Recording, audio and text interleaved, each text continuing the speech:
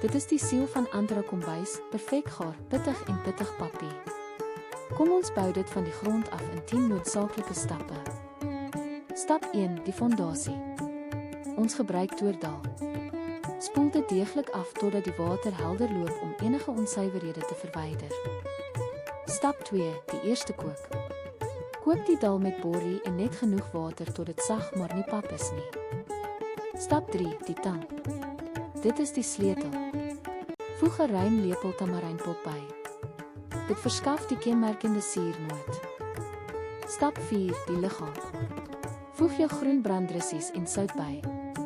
Ons sal lae hitte en geurmiddels bou. Stap 5, die prit. Laat die dal, tamarind en brandrussies vir 5 minute saamkook. Dit bring die geure saam. Stap 6, die magie begin hier, die poppie of temper. Verhit olie in 'n klein pan. Mosterdsaad is eerste. Stap 7, die aroma. Voeg komyn, gedroogde rooi brandrussies, curryblare en asafoetee daarbey. Hierdie mengsel is nie onderhandelbaar nie. Stap 8, die afwerking. Gooi hierdie bruisende, geurende tempering direk oor die gepritte dal. Luister na daardie klank.